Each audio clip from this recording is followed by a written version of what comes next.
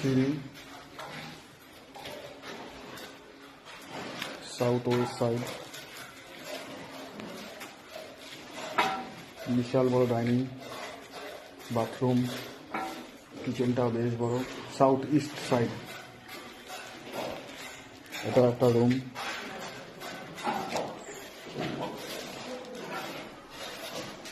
সাউথে নিলে এটাই একটা মজা, সেটা হচ্ছে সারা জীবন পুকুরটা খোলা।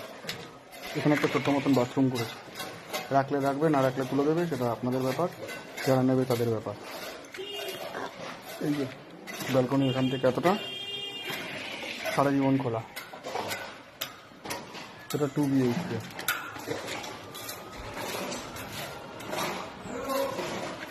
এটা একটা বাথরুম হবে।